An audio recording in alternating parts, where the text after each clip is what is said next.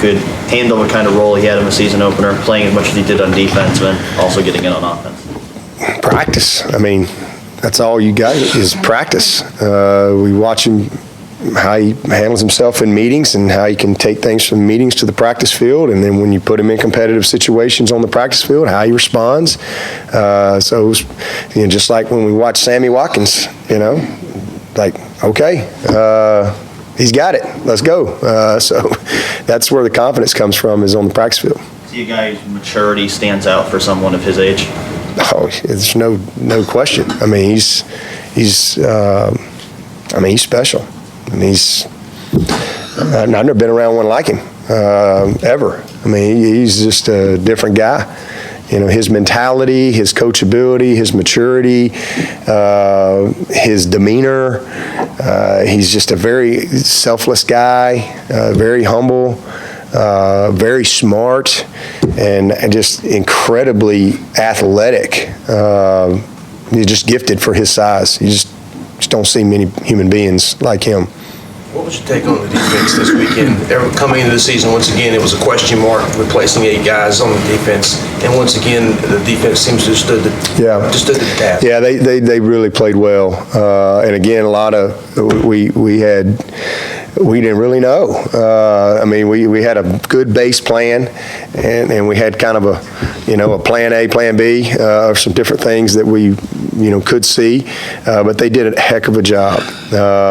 We had there were really we had a couple things that from just an alignment standpoint, eye discipline standpoint, where we weren't quite where we needed to be, but the overall discipline that we played with was very good. I think we only had 3 or 4 just mental errors, and which was way down from last year in our opener. So I was very impressed with that. Very pleased with some of the guys that I thought would play well, like Christian, like Cleveland, like Kendall Joseph, like Jadar, like Van. I thought they would play well, Dexter, but it's good to see it come to fruition. But they played very, very well. They dominated the line of scrimmage. 15 tackles for loss, 4 sacks, just disruptive.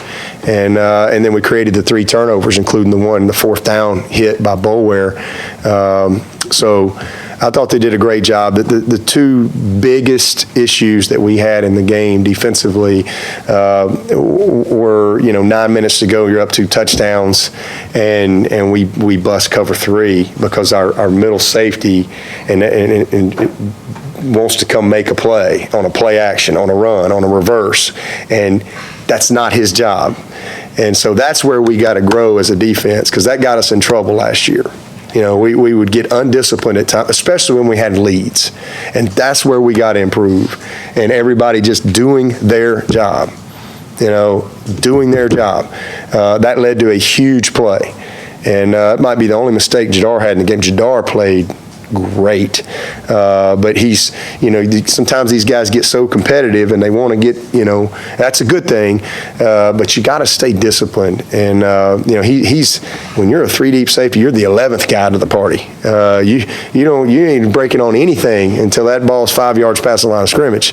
And so that was very disappointing, because that's a discipline mistake. It wasn't a competitive play or anything like that. Sometimes guys just make plays. Those are the things that we have to improve on. And then it's going to be 4th and 10, and Ben hits the quarterback out of bounds. Just incredibly disappointing. And then they score the next play. So those are the things that we have to eliminate defensively. So that's really, other than that, they played very, very well, and very proud of them. On Jadar, there's been so many Hail Marys, of course, in football that have succeeded. One pretty notable one was at Auburn 3 years ago with Georgia. So the wherewithal he had to bat the balls down, I mean, is he that kind of player, just as a senior, that he knows exactly what to do in that situation? He did exactly what we coach him to do, and what we practice. We practice all those things. You know, we got to fix a couple things from our last play defense. We were, especially the play before the last one, we really did a poor job. We're going to get that fixed. But Jadar was awesome. Did exactly what he needed to do, and proud of him. What was your assessment of Van Smith this first? He did a good job. You know, that's his first time to get that type of starting assignment and that type of challenge.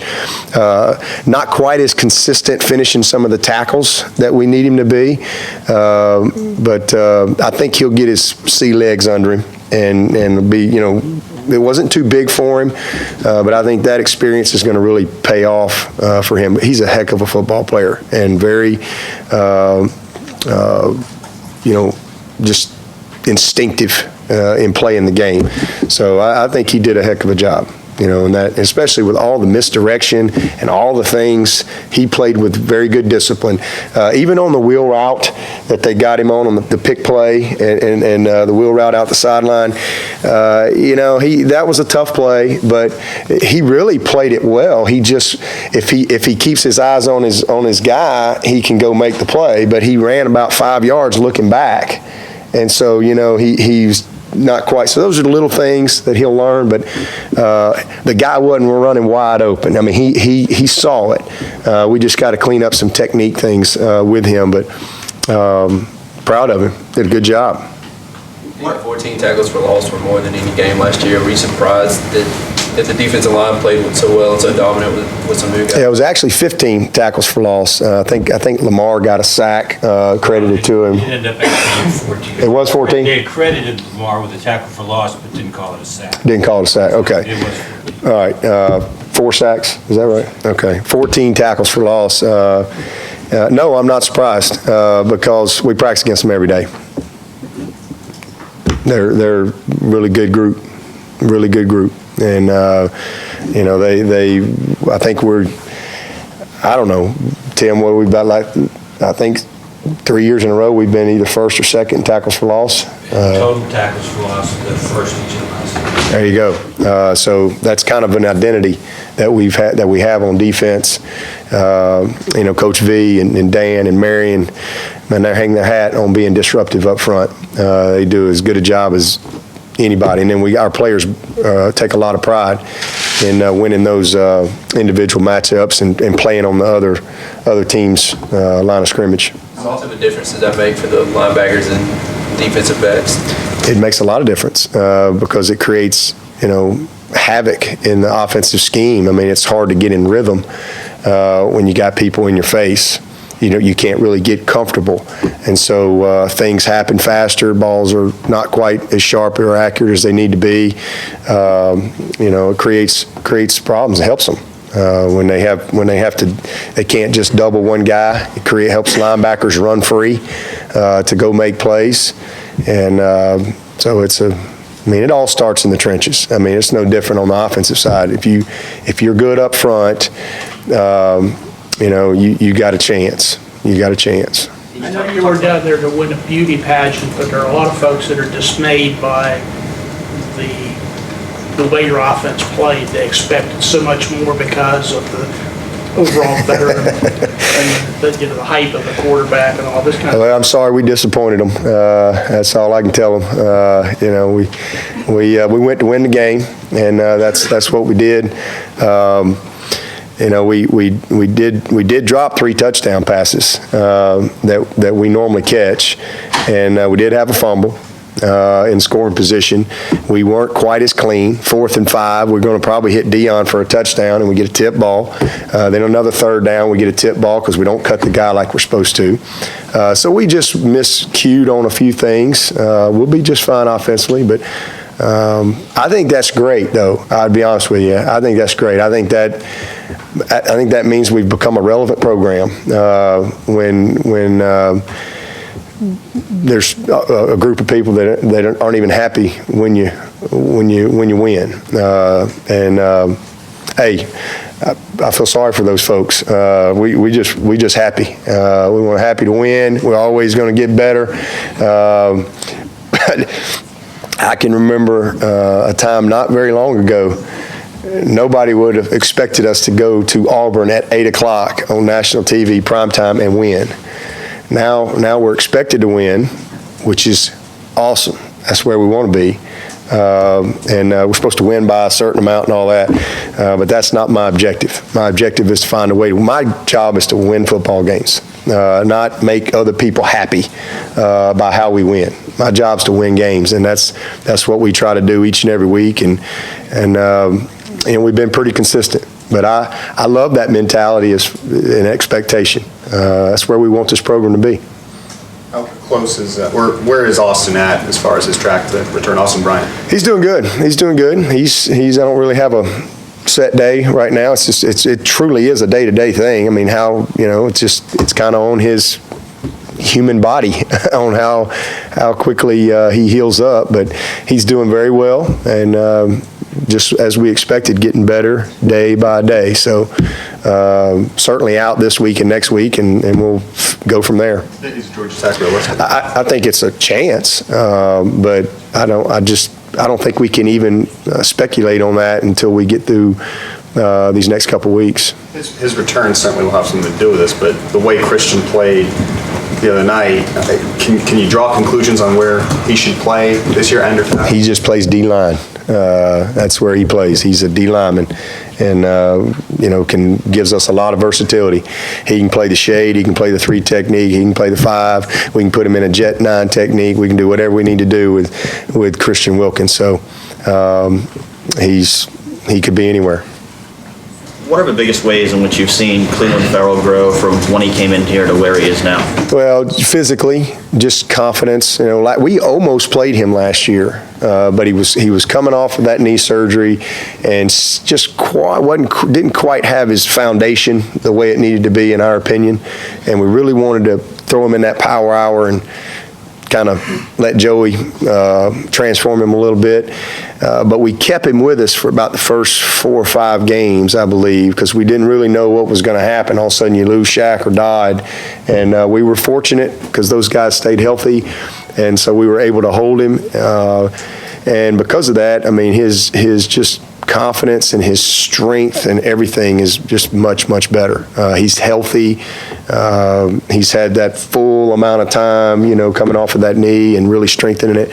So I got a good off season, got a good spring, and it's good to see him get off to a good start. Going to be a really good player.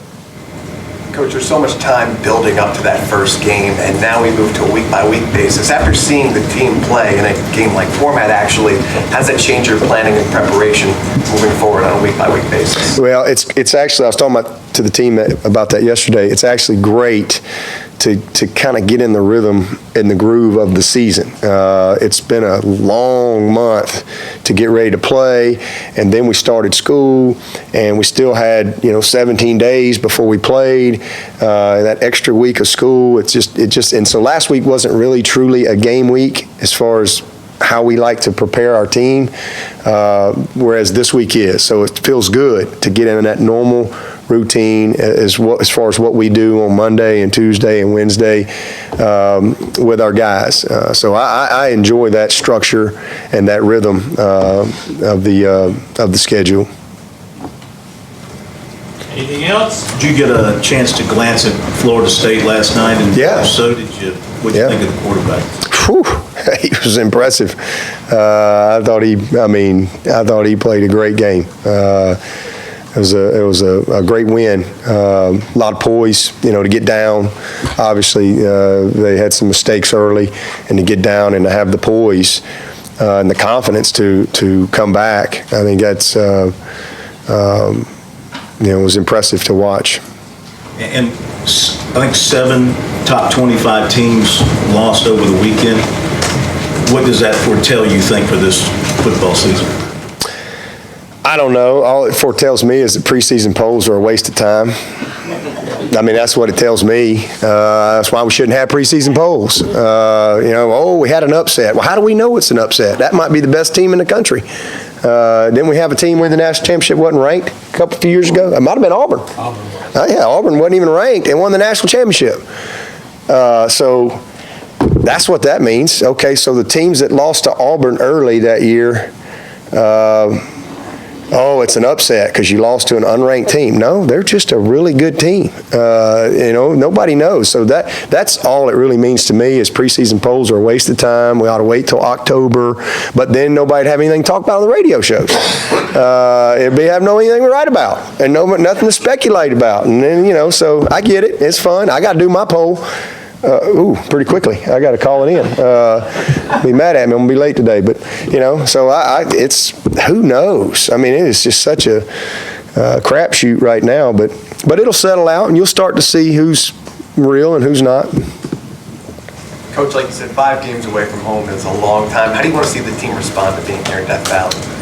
Just, I want to see us get better. That's really, like I said earlier, I just want to see us grow our strengths, improve our weaknesses, develop our team, play with great passion and appreciation for, the place that we have here, and just get better. We'll see us improve. Find a way to win.